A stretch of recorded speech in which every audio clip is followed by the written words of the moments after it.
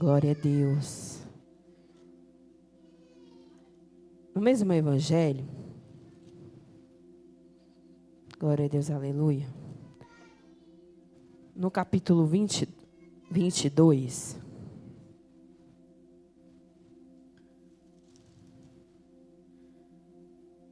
no versículo 29, a palavra do Senhor vai dizer assim: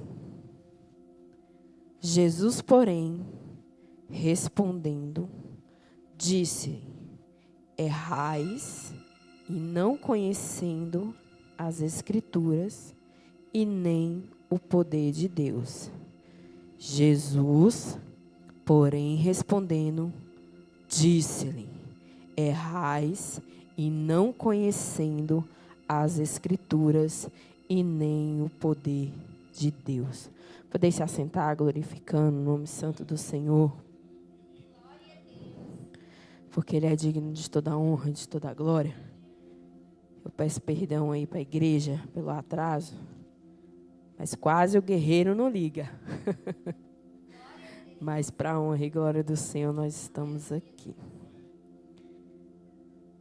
Esses 2 dias eu andei meditando acerca dessa palavra. E acerca dos últimos acontecimentos que estamos passando. E Jesus, ele faz, se você for meditar lá no começo do capítulo 24, glória a Deus, aleluia, você vai entender que Jesus, ele faz um sermão profético nesse capítulo. E ele começa a falar acerca dos princípios das dores. Depois que Jesus fala acerca dos princípios das dores, Jesus, ele fala também acerca da grande tribulação. E assim, em seguida, a vinda dele. E ele continua o sermão, se você for ver aí, for ler aí o capítulo 24, você vai ver que ele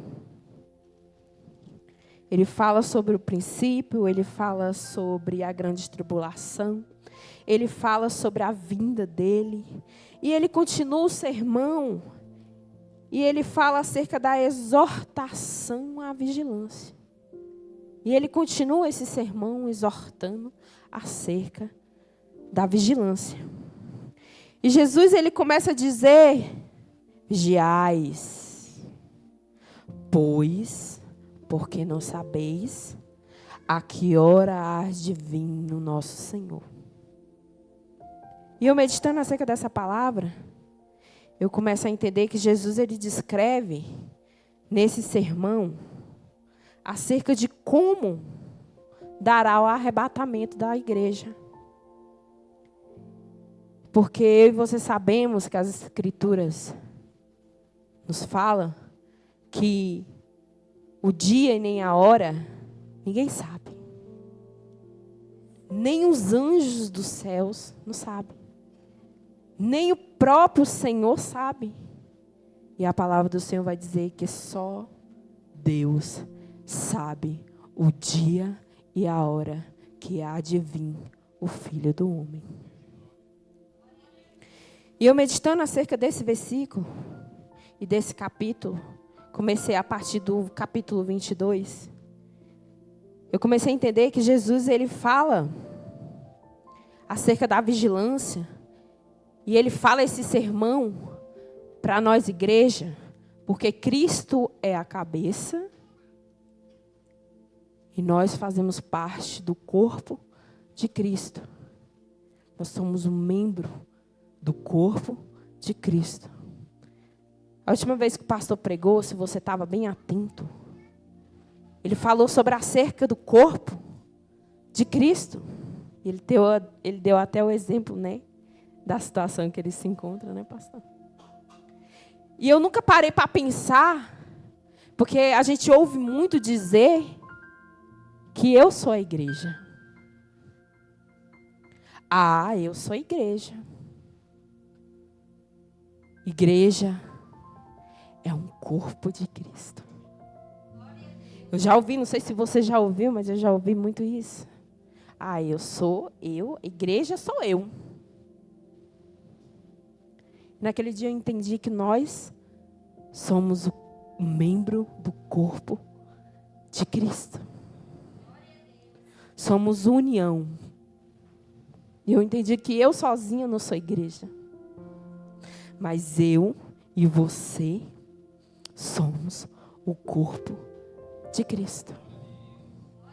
E Jesus, ele vai falar acerca de como vai se dar o arrebatamento da igreja. E Jesus, ele começa a falar lá na segunda carta de Coríntios 11, que a igreja, ela precisa ser uma noiva pura. E ele vai continuando o sermão, falando acerca da sua vinda.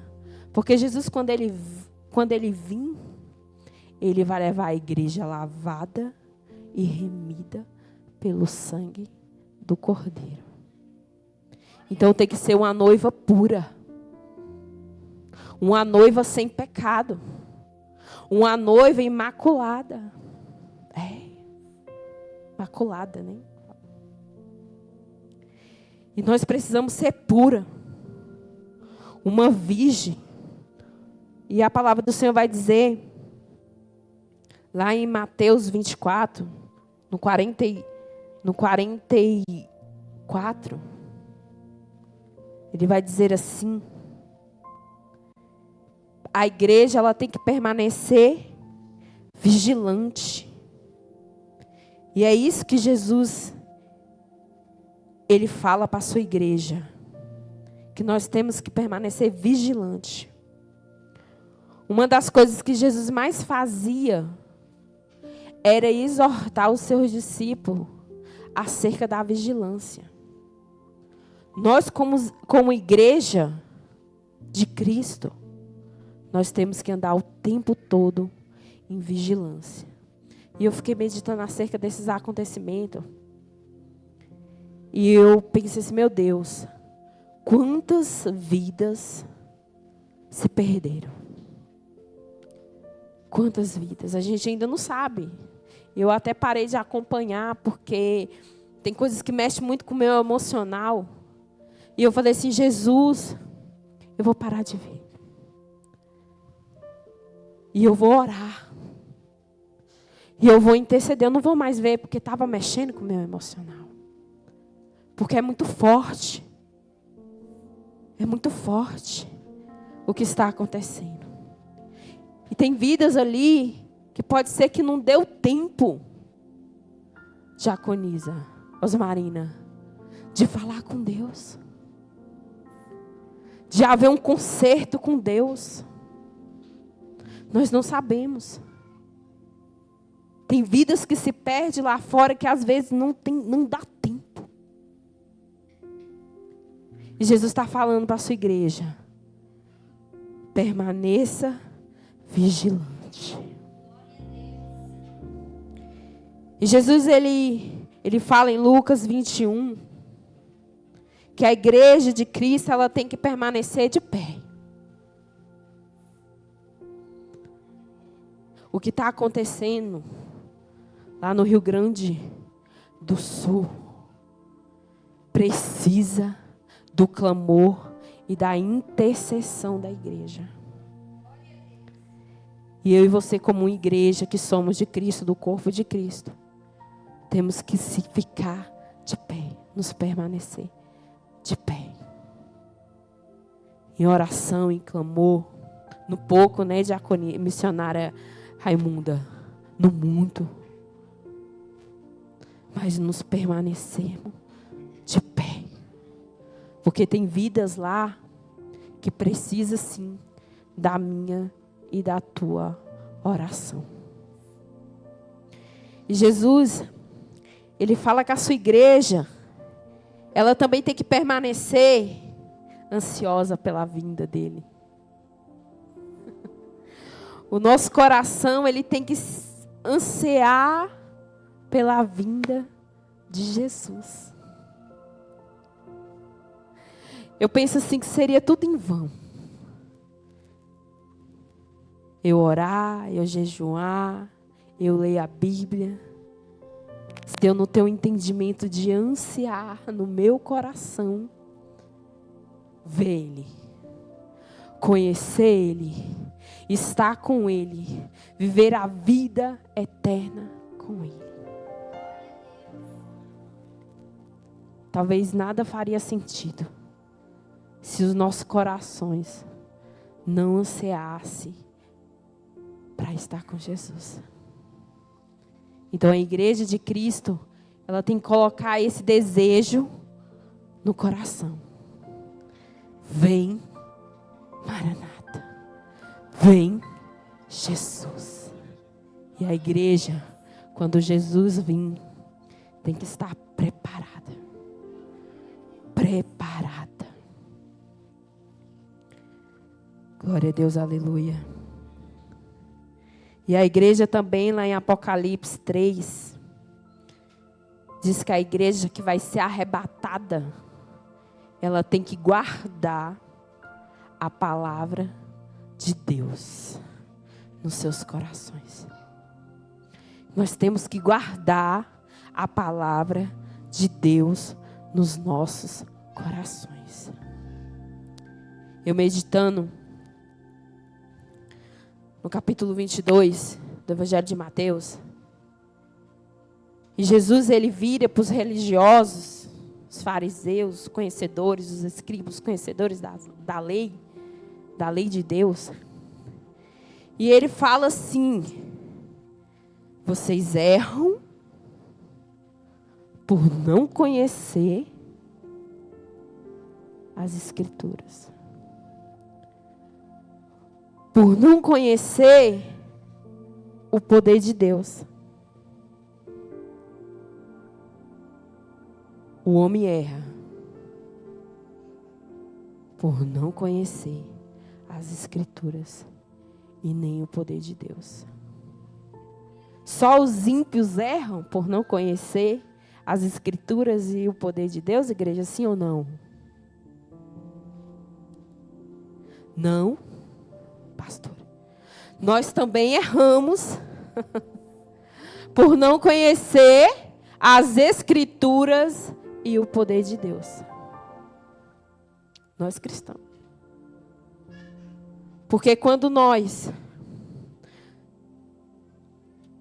não cumprimos e não obedecemos o que a palavra diz, lá no livro de Apocalipse 3, quando ele diz que nós temos que guardar a palavra de Deus em nossos corações, nós entendemos que nós estamos negligenciando algo da parte de Deus. Sim ou não, igreja? E Jesus, ele vira para aqueles religiosos e fala: olha, vocês não conhecem as Escrituras. E eles tinham que conhecer. Porque eles eram doutores da lei de Deus. E a palavra do Senhor vai dizer que Jesus, ele vira lá para aqueles religiosos. Ele diz lá no Mateus 22, no capítulo 22, no verso 12, ele diz assim: e o que a si mesmo se exalta será humilhado, e os que a si mesmo se humilha será exaltado. Glória a Deus.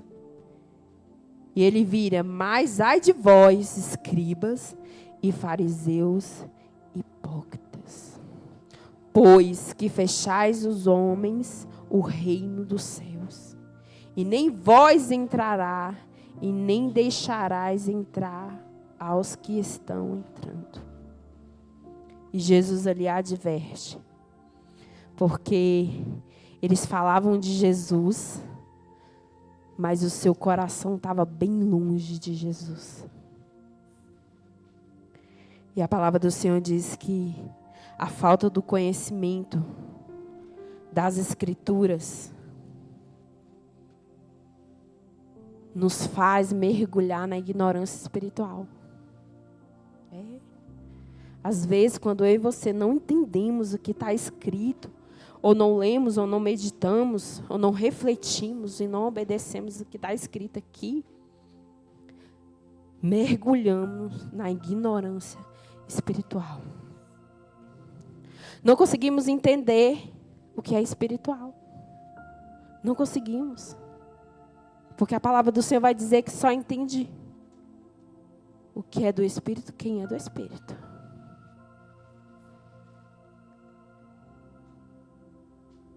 Glória a Deus, aleluia. Glória a Deus, aleluia. E a palavra do Senhor vai dizer que devemos examinar as Escrituras.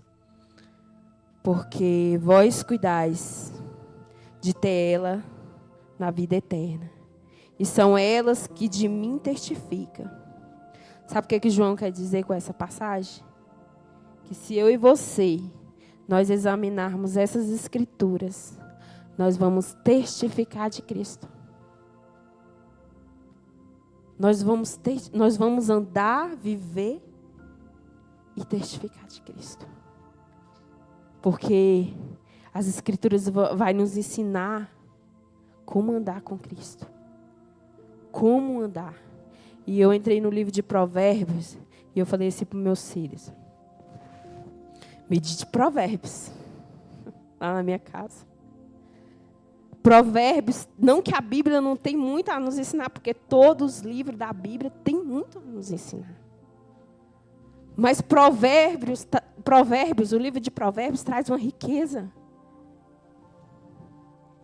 Nos dias de hoje, juventude, mulher, homem, esposa, esposo, servo. E eu falei assim, meu Deus, como a tua palavra, ela traz algo para nos ensinar o tempo todo. E Provérbios tem mexido muito comigo, porque tem me ensinado muito. E eu falei para os meus filhos, para o meu esposo, medite em Provérbios. Que muitas das vezes a gente não erra. Provérbios não vai nos deixar nós errar. Nós erramos. E a missionária disse algo aqui acerca das palavras positivas. Em Provérbios está dizendo isso. Que na nossa boca tem que sair sim palavras boas. Lá em Provérbios 16, 24, fala assim, olha, a palavra agradável são como favo de mel, doce, para a alma e remédio para o corpo. Você já viu aquelas pessoas negativas? Eu tenho certeza que se você lidar com uma pessoa, ficar com uma pessoa assim, muito tempo negativa, você vai ficar com o coração e a alma abatida. Sim ou não, igreja? Mas se você ficar com uma pessoa que traz palavras positivas, a Bíblia diz que a minha alma, que essas palavras é doce para a minha alma e remédio para o meu corpo. E no 25, vai dizer assim, há caminhos que parece direito ao ser humano, mas a fim dele há caminho de morte. Então o provérbio tem muito a nos ensinar. Aquele caminho que a gente pensa que é aplausível ao nosso coração, aos nossos pés, muitas das vezes é o caminho de morte. E eu fiquei meditando em Provérbios, eu falei, meu Deus, o Senhor tem falado muito comigo através das Escrituras. A falta de conhecimento das Escrituras mergulha você na ignorância. E a falta do conhecimento do poder de Deus leva as pessoas a duvidarem do milagre. Se eu e você não entendermos que Ele pode todas as coisas, não cremos no poder dEle, se nós não crermos, nós vamos duvidar. Aí o inimigo seta com dúvida. que Deus ele não liberta, Deus ele não cura, Deus ele não transforma, não renova. Esse dia eu peguei conversando com meu esposo, ele falou algo interessante. Ele falou assim para mim, eu ouvi de uma pregadora, algo interessante. Eu falei, foi mesmo? Ele falou, foi.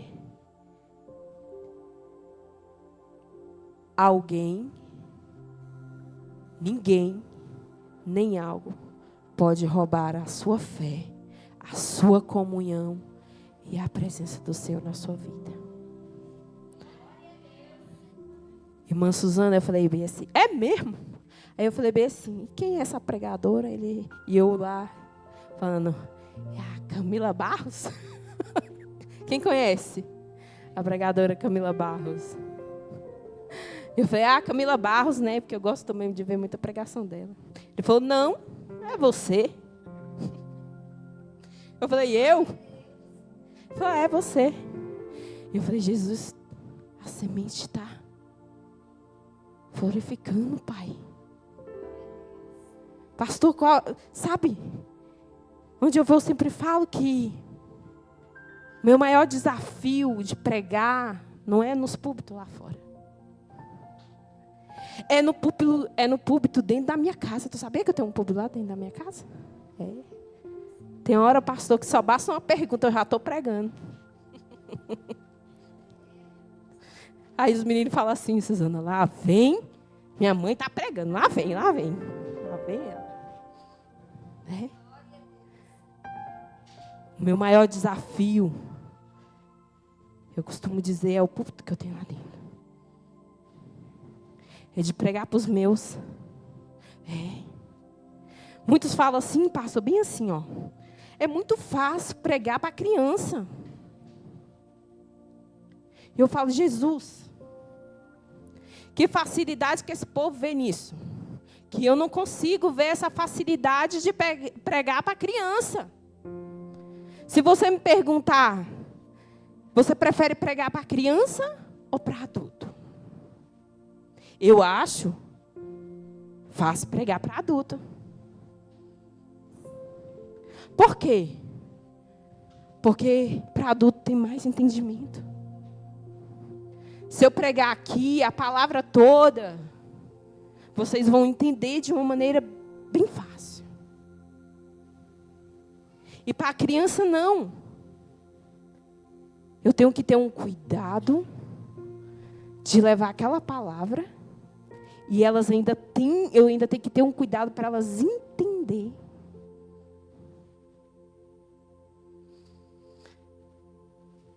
Pode ser que entenda? Sim. Mas eu não vejo facilidade nisso. Não vejo. Eu falei, Senhor, não é fácil. Não é fácil. Porque eu preciso que elas entendam a palavra de Deus. Por isso que a gente usa o lúdico e o direto. Porque se eu começar, pastor, citar as escrituras, igual eu cito aqui, elas não vão começar a entender.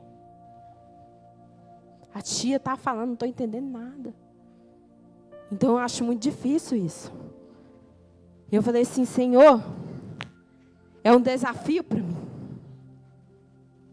Sabe por quê, igreja? Porque na minha casa tem um altar. E esse altar eu ergui para aquele que tem toda a honra e toda a glória. Todo o poder. É todo poderoso. É o Senhor dos exércitos. É o dono da minha vida, da minha casa. E é difícil, Alice, pregar lá. Sabe por quê? Porque eu tenho que pregar o que vivo. Então, se eu estou falando para os meus filhos que a Bíblia diz que não pode fazer isso, e que pode fazer isso, e eu não fizer o que pode, e não deixar de fazer o que não pode, eles não vão acreditar no que está escrito. Mas a senhora está falando que não pode, que está escrito na Bíblia e a senhora não está fazendo. Então eu sou vista o tempo todo. E eu fico falando assim, Senhor, eu quero vidas para o teu reino. Se eu não conseguir que a minha casa se converta, ou busque ao Senhor através de Cristo na minha vida e testifique do Senhor na minha vida. Como? Como? E eu falei, Senhor, meu esposo falou isso aí, que eu pensei que era Camila Barros. Eu falei, a semente está lançada. Às vezes lá no teu lado tu fala assim, mas não adianta falar de Jesus aqui dentro. Mas não vai receber. A palavra do Senhor vai dizer que o apóstolo Paulo, ele plantou. E que Apolo regou. Mas só quem fez crescer foi o Senhor. Lance a semente. Lance. Lance. Lance. Porque eu costumo dizer que as nossas famílias, a nossa geração, a gente vê tantos jovens, e eu falo assim, a nossa geração é a geração de Jacó. Foi lido aqui nos Salmos. Nós somos uma geração de Jacó, que busca a face do Senhor, Deus de Israel. Nós, como igreja, nós temos que vigiar, se manter de pé, ansiar pela vinda de Cristo, conhecer as Escrituras e o poder daquele que nos remiu, nos lavou, nos gerou, nos criou e deu fôlego de vida para mim e para você.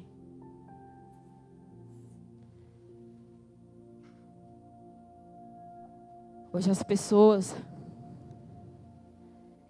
aí você fala assim, irmã, mas as pessoas estão tão frias.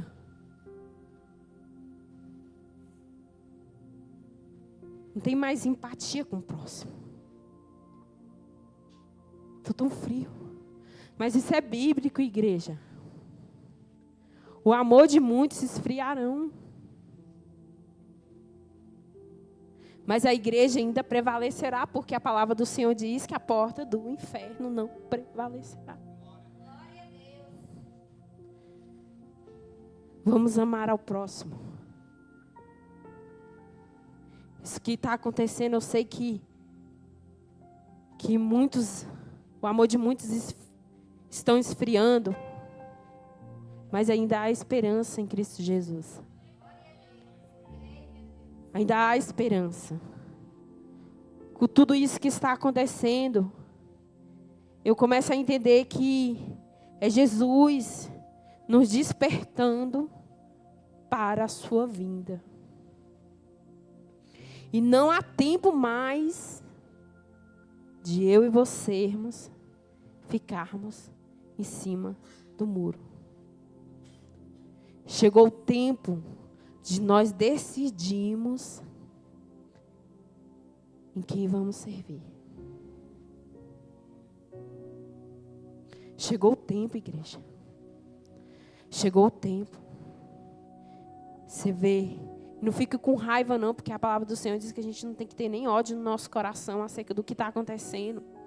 Porque enquanto a gente abre o nosso coração para amar o nosso próximo, tem muitos que estão com o amor esfriado.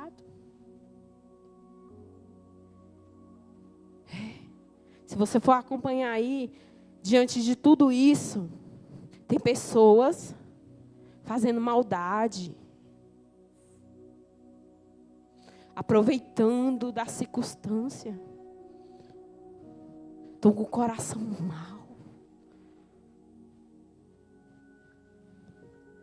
Não ire, porque a palavra do Senhor diz que do Senhor é a vingança. Que às vezes a gente peca até por causa disso, né? Mas por quê? Deixe na mão do Senhor. Porque é Ele que cuida dos perversos. Viu? Ele que dá a recompensa aos perversos. É Ele que dá.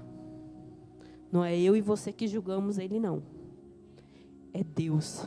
Porque a palavra do Senhor diz que é dele é a vingança. Amém? Se coloque de pé nesta noite. Glória a Deus, Jesus.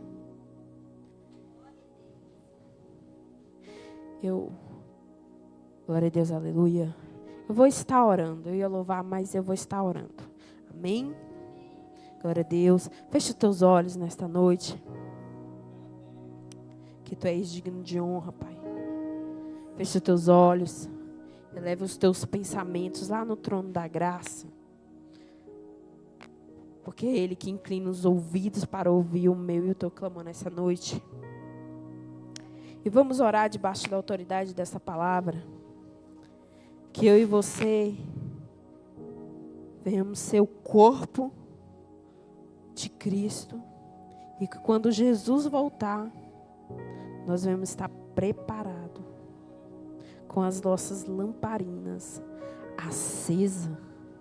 E não com a botija de azeite cheia, não. Mas transbordando. Amém, igreja?